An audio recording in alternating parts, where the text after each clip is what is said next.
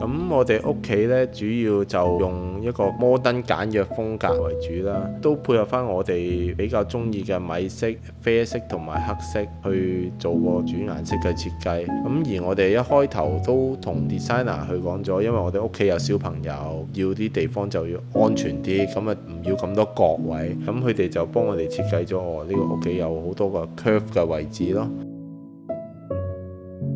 因為呢個係排屋啦，始終都會有佢嗰個高度嗰個局限啦。佢哋就幫我哋 design 咗一個下沉式嘅客廳，增強翻個空間感咯。咁呢個位置呢，本身就係一條主力柱嚟嘅，拆唔到啦。咁設計師呢，就幫我哋修飾，做咗一個 design，我唔會覺得望落去好似有一條好突兀嘅柱喺個廳嘅中間咯。咁廚房呢，主要都係太太嘅 idea 嚟㗎，設計師幫我哋做咗一個一體化嘅乾濕廚房。咁加上佢哋有一個 idea 就係佢中間留空咗一個空位俾我哋，跟住同埋我哋屋企有小朋友，咁太太煮食嘅時候喺廚房都可以了解到小朋友去做緊啲咩嘢啦，咁可以方便照顧小朋友。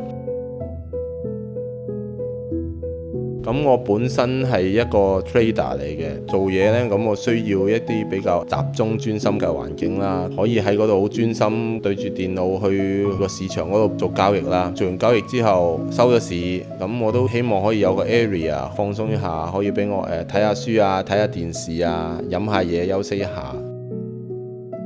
嚟到呢個小朋友嘅房間啦，咁就以藍色主調嘅簡單為主啦。咁設計師幫我哋做咗一個地台，咁都有好多嘅空間可以俾小朋友瞓覺啊。咁另外呢，佢都做埋一個 double decker 嘅一個小空間俾個仔喺上邊，佢哋閣樓自己玩咯。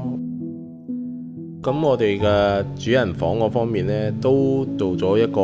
walk-in 嘅 wardrobe 啦。咁同埋佢就 connect 埋我哋嘅洗手間嘅，因為我哋嘅洗手間呢，就有一個 sauna room 嘅。因為我太太都中意喺屋企入邊做運動嘅，咁做完運動如果有個 sauna room 呢個 idea 都幾好喎，可以喺度入邊放鬆一下。